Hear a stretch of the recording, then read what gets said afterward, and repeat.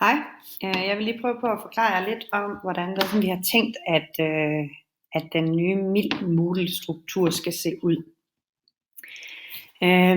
Vi har kigget lidt på de her tilbagemeldinger, der er kommet fra de studerende, og vi har kigget lidt på, hvordan det var i forvejen. Og så har vi prøvet over i en lille prøverum i en sandbox at skabe et forslag til en ny mild struktur. Vi har forsøgt at gå væk fra semesteropdelingen, og i stedet for prøve at se det fra en studerendes perspektiv, sådan at de kommer ind og er på sådan en årgang og har alle deres dokumenter og deres kommunikation liggende samlet som årgang. Vi har tænkt over at tage lidt hensyn til enkeltfagsstuderende, som kommer ind og får en enkelt valgmodul, og så har vi prøvet på at se, om vi kan skabe en anden form for samarbejde, eller mere samarbejde og mere overblik for både lærere og studerende.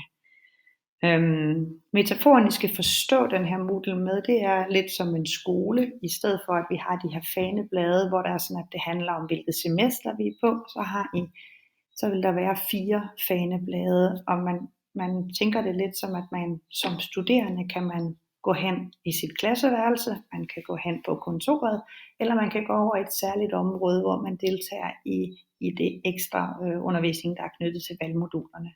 Og som lærer, der vil man kunne besøge de årgange, vi har i gang, og man vil kunne gå på kontoret, eller man vil kunne gå over og undervise over på valgmodulerne, eller man vil kunne gå ind på lærerværelset, hvor kun lærerne har adgang, og hvor det er sådan, at vi skal have bygget den kommunikation op, som er vigtig for os undervisere. På kontoret finder vi alt det administrative, alt sådan opslagsværk og alt kommunikationen med Julie og Lars og de ting, der hører til der. Og ude på klasseværelset eller på valgmodulerne, jamen der finder vi så alle de materialer, der skal arbejdes med. Jeg vil prøve at tage jer med en tur derover, så I kan se, hvordan det ser ud. Det her, det er sandboxen, og det vil sige, at den er ikke bygget fuldstændig op. I kan se, at der er ikke nogen faneblade, der er kun et her, for det kan vi nemlig ikke heroverfra endnu. Men det vi gerne vil, det er, at vi vil rigtig gerne have, at der bliver kommunikeret en lille bitte smule mere med nogle billeder og noget grafik. Vi vil gerne have, at det bliver sat lidt enklere op, så man hurtigere får et overblik over en side, hvad der måtte være på siden, så man hurtigere kan finde frem til de informationer, der skal være. Og det I ser nu her, det er sådan, hvad der kan være inde i sådan et overgangsrum fra 17 til 19. Hvis jeg klikker ind på det, så har vi nogle forslag til, hvordan det er sådan, at jamen herinde, hvis man er startet i 17, jamen så går man herinde, og så har man sine ting liggende her. Der er en lille velkomst til dem. Det er herinde, de præsenterer sig selv, så hvis man som lærer skal finde ud af, hvem er det egentlig, der er tilknyttet her, jamen så er der link ind til præsentationen af dem her. Og vi kunne foreslå, at vi som startopgave havde, at man skulle lave en lille videopræsentation af sig selv og lægge ind her også. Så har vi overvejet at lave en teknologibank, altså en bog med nogle links, en samling om, hvad er det for nogle teknologier, der egentlig er i spil på den her uddannelse. Fordi der bliver jo talt om mange gange, når der er sådan, de studerende evaluerer, at vi ikke laver det, man kalder walk the talk, altså vi bruger ikke de teknologier, som vi taler om, der er i brug. Men i virkeligheden, så bliver de jo præsenteret for en række teknologier. Hvis vi samlede det som en bank, så er det måske nemmere at trække viden om forskellige teknologier ud på alle modulerne. Vi tænkte også, at det ville være en god idé, fordi vi kommer fra så mange steder forskellige fra, at vi lavede det som en litteraturbank, så vi sidestillede det at arbejde med teknologierne og det at læse om læring, om brugerteknologier, at det var sidestillet som 2 ligeværdige dele af studiet.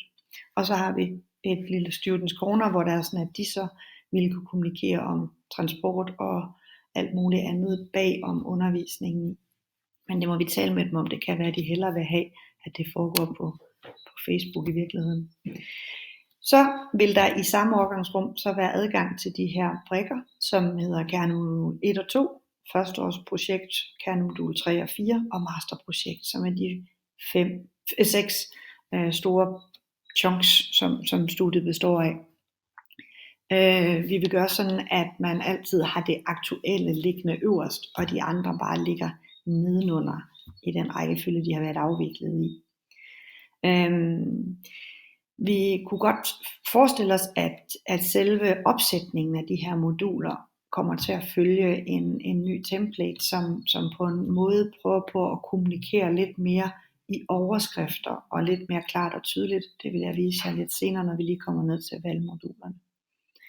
Rundt om de her chunks i midten, så kunne vi godt forestille os, at man begyndte at bruge den kalender, som er knyttet til Moodle hernede, fordi den kan man faktisk gøre sådan, at man kan oprette events, som er knyttet til et bestemt kurs.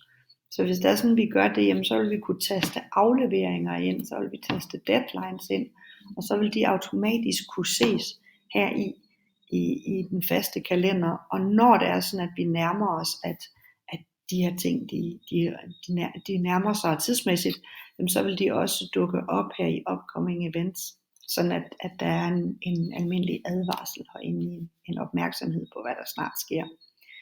Vi vil også kunne se de seneste announcements inden fra nyhedsforumet her.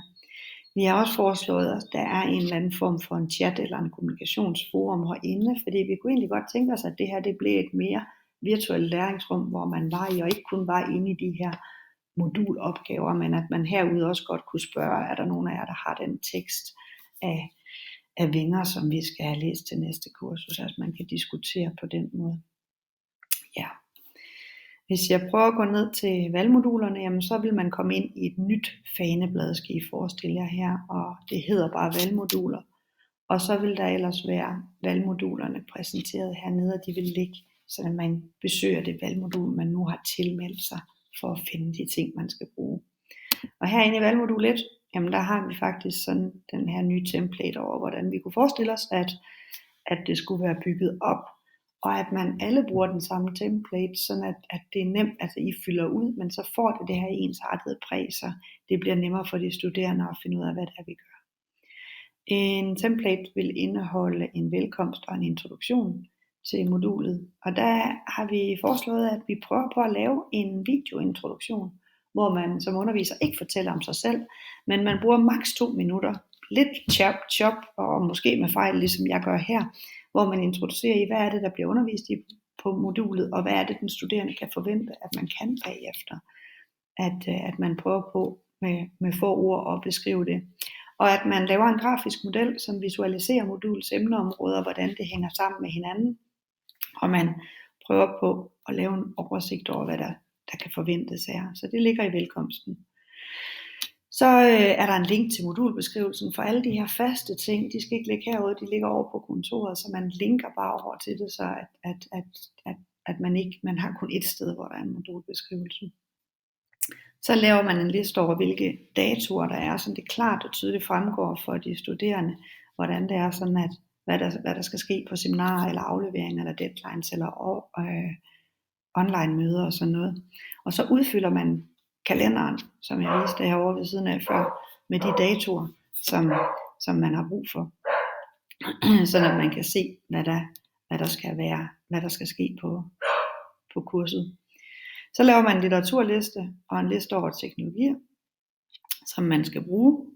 Og så laver man en skitse over de her forskellige kursusgange, der er, og lægger program ind. Og så har vi gjort det her med, at der kan være nogle opgaver, som er forberedelse til seminaret, og dem kan de studerende tikke af her, når de har lavet, og efterhånden som de tikker af, at de har gjort de ting, de skal, så vil det vise sig herover i de studerendes completion progress, så de kan holde øje med, om de egentlig har fået styr på det hele. Og vi vil kunne sådan tage stilling til, at hver eneste gang, at det er noget, som man skal gøre, for eksempel det at være forberedt, før man kommer til et seminar. Så vi lægger den forventning på. Så er der opgaver og afleveringer, jamen det er jo ligesom det plejer med, at vi kan have forskellige rum til at arbejde i. Og så kan man igen tikke af, har man afleveret den opgave, har man sendt den, har man afleveret den der, hvor man skal, og har man afleveret den i digital eksamen, så kan man holde øje med det. Ja. Den sidste ting, som jeg kan vise jer her, jamen det er Milds sekretariat. Der har vi sat det op sådan, at her går man ind, hvis man har nogle spørgsmål til selve studiet, til kontoret, til noget af det faste. Her opbevarer vi alt det, som er relevant på tværs af uddannelsen, på den måde, alt det formelle. Så her kan man læse om, hvad der sker det første og det andet studieår. Her kan man også finde en præsentation af alle underviserne på Mild, hvor der er sådan, at man med billede og med tekst kan se, hvem det egentlig er, så man kan få et overblik over, hvem er det, jeg skal møde, når jeg kommer på mit næste seminar. Så skal man kan finde inspiration til de teknologier. Så her ligger der egentlig den samlede teknologibank, så de ting, som bliver lavet ud på de forskellige årgange, de kommer også til at ligge her, så man kan se, hvad har man arbejdet med. Og så er der link til studieordningen.